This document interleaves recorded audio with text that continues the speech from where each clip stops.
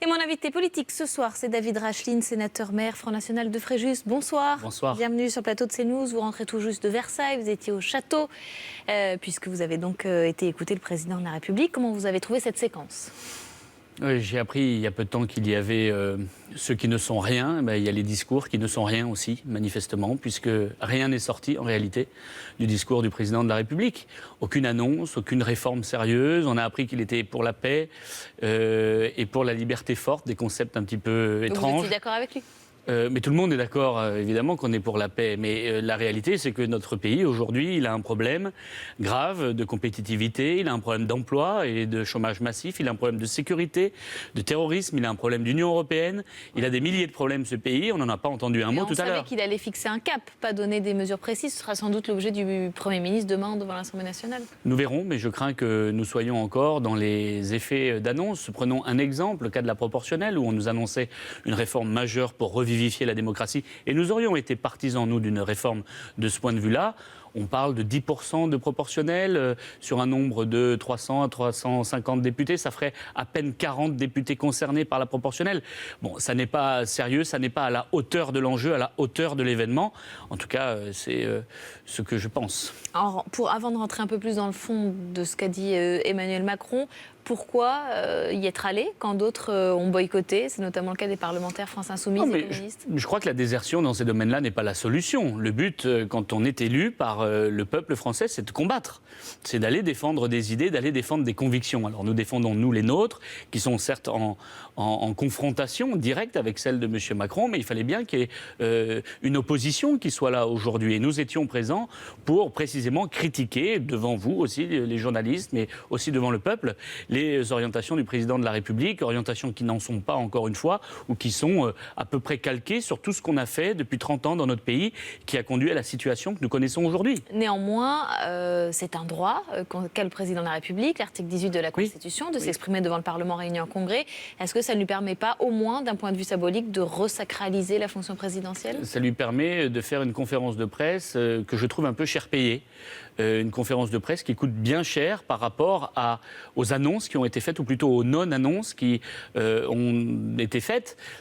S'il avait un véritable contenu dans son discours, si vraiment il avait annoncé un certain nombre de mesures précises, plus qu'une philosophie générale et des grands principes auxquels tout le monde peut adhérer d'ailleurs, alors ça aurait pu être utile. Aujourd'hui, c'est un coup pour rien et qui coûte un peu cher, je trouve. Et la manif de la France Insoumise, place de la République, vous en pensez quoi ?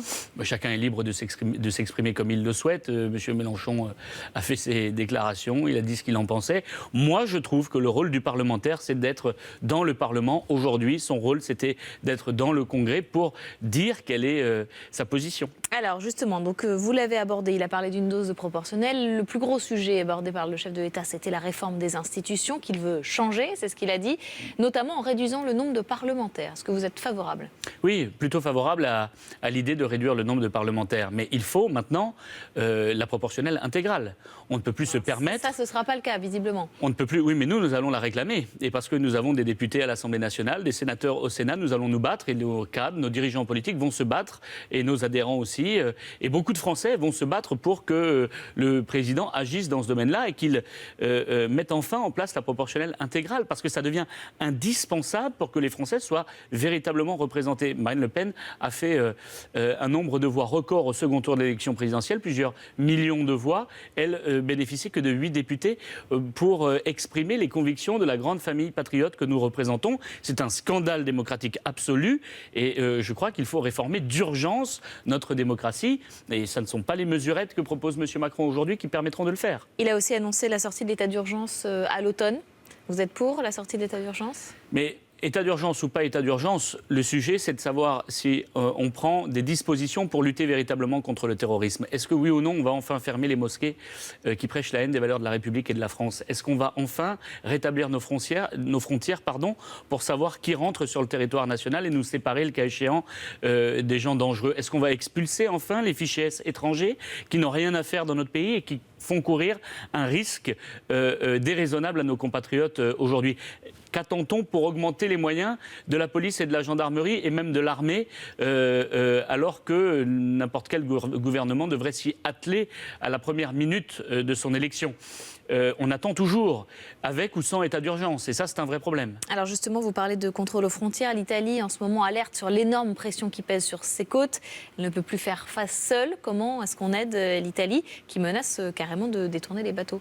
Mais il faut que les bateaux, par une force qui soit la force italienne, française ou européenne d'ailleurs, ne soient pas accueillis sur le sol européen parce que nous n'en avons pas les moyens. Ils vont où alors? Parce qu'on voit bien, ils retournent dans leur pays et quand ils sont de véritables réfugiés politiques, alors nous pouvons évidemment discuter avec eux. Mais dans leur immense majorité, en mer, avant qu'ils arrivent, madame, avant qu'ils arrivent, parce qu'une fois qu'ils sont présents sur notre sol, donc il est trop tard. Et il doit y avoir, mais ils font leur demande par les consulats, comme cela se fait de manière habituelle et normale.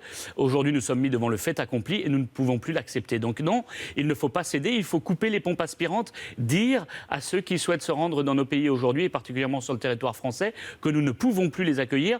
La limite a été largement atteinte et par conséquent, là aussi, je crois qu'il faut agir et fermement de surcroît. J'habite dans une commune qui est à quelques dizaines de kilomètres de la frontière italienne. Il rentre des immigrés clandestins quotidiennement, par centaines. Et croyez-moi, la situation sur place est délétère. Justement, Emmanuel Macron a dit cet après-midi qu'il voulait réformer en profondeur le droit d'asile. Vous êtes favorable? Ça dépendra de ce qu'il veut dire par là, parce que jusque-là, ça ne veut pas dire grand-chose. Donc, attendons de savoir ce qu'il veut faire. Nous ne sommes fermés à rien. Pour autant, moi, je crains franchement qu'il aille vers plus de libéralisme de ce côté-là comme dans tous les autres. Et donc, on sait qu'aujourd'hui, il n'est pas d'accord pour contrôler nos frontières. Il n'est pas d'accord pour réguler les flux migratoires, pas d'accord non plus pour couper les pompes aspirantes, arrêter avec ces avantages scandaleux qu'on n'attribue même pas d'ailleurs à nos compatriotes, il faut bien le dire. Donc nous sommes évidemment inquiets de sa politique. Alors, il a prévu de revenir tous les ans devant vous à Versailles pour vous rendre des comptes. C'est ce qu'il a dit. Ça ressemble un peu au discours sur l'état de l'Union du président américain qu'il fait chaque année, également devant le Congrès. Est-ce que vous y voyez une américanisation avec Emmanuel Macron, une américanisation de la République française? Oui, une américanisation un peu ridicule, il faut bien le dire, parce que dans notre 5e République, chacun avait sa place, le président de la République, le Premier ministre et son gouvernement. C'est plus le cas? Je ne crois pas que ce soit au président de la République d'annoncer un certain nombre de mesures, si tant est qu'il en annonce, puisqu'encore une fois, cette fois-ci, c'était un coup pour rien, puisque rien de sérieux, rien de précis n'a été annoncé par le président de la République. Alors, je crois qu'il devrait mieux être dans son rôle, celui de garant de nos institutions, garant de l'indépendance de notre pays, qui en a bien besoin. Marine Le Pen, pour parler de votre parti et de la vie du Front National, sanctionne la conseillère régionale Bourgogne-Franche-Comté, Sophie Montel, qui est une très proche de Florian Philippot. Est-ce que ça y est, c'est la guerre entre la présidente du FN et son vice-président? Non, je ne crois pas du tout. Je crois que ce mouvement politique, et dans tous les mouvements politiques, vous savez, vous avez parfois des petites tensions. Ça peut arriver. L'essentiel, c'est de faire en sorte que demain, nous soyons c'est à cause de la présidentielle rassemblés, le plus rassemblés possible. Et c'est ce que nous allons conduire comme réforme, y compris en interne. Faire en sorte d'être capable de rassembler davantage, d'être plus efficace, de revoir, pourquoi pas aussi, notre fonctionnement. C'est bien pour quand, d'ailleurs, la réforme du FN et de son nom pour même Pour bientôt. Alors son nom, je ne sais pas. Je crois que c'est aux adhérents de décider de cela. Moi, je suis plutôt partisan, oui, de refonder, pourquoi pas même un autre mouvement politique, une autre force politique. Il faudra sans doute en changer le nom, mais nous verrons ça au moment du Congrès, qui devrait intervenir en début d'année prochaine. Et c'est les adhérents qui devront se déterminer et qui devront choisir, sans doute par un vote. Depuis quand ça ne va plus entre Marine Le Pen et Florian Philippot? Même si c'est conjoncturel et passager, comme vous dites, qu'est-ce qui a été le déclencheur de cette crise? Ça va. Moi, je moins bien les connais bien tous les deux. Je peux vous garantir que tout va bien. Nous sommes en train de travailler, de réfléchir. On n'est pas obligé d'être d'accord sur tout le temps. C'est vous qui faites l'intermédiaire? Non, pas du tout. Mais on peut avoir parfois quelques petits points de désaccord. L'essentiel, c'est d'être rassemblés sur les points majeurs, les points forts de notre projet politique. Et nous sommes des patriotes. Nous sommes autour de Marine Le Pen, rassemblés tous pour aller vers d'autres victoires et pour convaincre davantage. Il y a des élections municipales qui vont venir bientôt. Il y a des élections sénatoriales, des élections européennes. Et nous sommes engagés dans ces batailles électorales sans attendre. Autour de Marine Le Pen, dites-vous, Marine Bien Le Pen sûr. qui a été mise en examen il y a quelques jours, toujours dans cette affaire des assistants parlementaires au Parlement européen. Quelles conséquences, d'après vous? Mais aucune conséquence, parce que le dossier est absolument vide. Parce qu'à chaque fois que On peut faire un petit relais médiatique de ces affaires, on s'empresse pour, je ne parle pas de vous personnellement, hein, mais l'ensemble de ceux qui sont à la manœuvre dans cette affaire, et nos adversaires politiques en particulier, essayent régulièrement de parler de ces histoires qui ne débouchent en général sur rien, si ce n'est sur notre innocence la plus totale. Nous expliquer que des assistants parlementaires, des assistants de députés européens n'auraient pas le droit de faire de la politique et d'avoir quelques responsabilités ici ou là dans tel ou tel mouvement politique apparaît complètement dingue. C'est si dingue d'ailleurs que beaucoup d'autres députés européens sont dans cette situation. C'est d'ailleurs Sophie Montel qui l'avait révélé il y a quelque temps. Je crois que de ce point de vue-là, les choses sont très claires. Je crois qu'on nous cherche un mauvais conflit. Donc des mises en examen injustifiées pour vous. Vous savez, mise en examen, ça ne veut pas dire condamnation. Absolument. Donc laissons à la justice le temps de faire son travail. Mais moi, je suis extrêmement serein dans cette affaire. Marine Le Pen qui a fait quand même l'objet de critiques de la part de la base, de certains militants du Front National, notamment après le débat d'entre-deux tours. Elle est mise en examen. Est-ce que vous pouvez envisager, dans le cadre de la réforme de votre parti, un changement de direction, comme le préconise Jean-Marie Le Pen? Marine a fait le meilleur résultat que notre famille n'ait jamais fait aux élections présidentielles. Elle a porté ce mouvement politique à de très hauts niveaux. Nous avons d'ailleurs un nombre de députés que nous n'avons jamais obtenu, en tout cas avec ce scrutin. Elle est évidemment le point de consensus, le point derrière lesquels l'ensemble de nos adhérents, l'ensemble de nos militants et l'ensemble de nos électeurs sont mobilisés. Alors bien sûr que l'avenir passe par elle, bien sûr que nous sommes rassemblés autour d'elle pour continuer nos combats et je ne vois pas qui pourrait être en mesure aujourd'hui de faire mieux, je vous le dis de manière extrêmement claire. Même pas Florian Philippot? Mais Florian, il est à ses côtés. Nous avons besoin de tout le monde, bien sûr. Besoin de Florian, besoin de tous ceux qui entourent Marine. Mais c'est autour de Marine, dans le cadre d'un rassemblement derrière elle. Alors demain, très rapidement, il y aura le discours du Premier ministre, oui. Cette fois-ci à l'Assemblée nationale, discours de politique générale, suivi d'un vote de confiance. Est-ce que les députés Front National vont voter la confiance au gouvernement? Non, nous n'allons pas voter la confiance à ce gouvernement, parce que ce gouvernement... Oui, certainement, parce que ce gouvernement ne veut pas, je le disais, contrôler ceux qui rentrent sur notre territoire, ne veut pas de frontières, veut casser le code du travail, ne veut pas réformer l'Union européenne, ne veut pas baisser les charges pour les petites et moyennes entreprises. Bref, il est dans la suite logique et l'accélération même, j'allais dire, de la politique de François Hollande.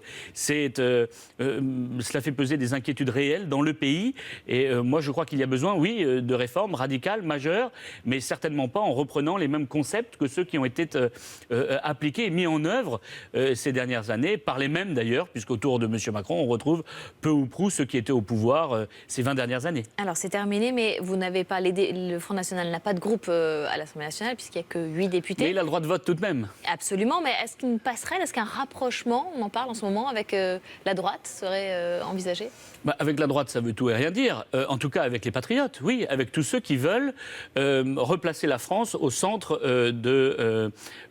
du jeu, au centre de la question. Est-ce que oui ou non notre pays doit être indépendant? Moi, je le crois. Est-ce qu'il doit être souverain? Je le crois.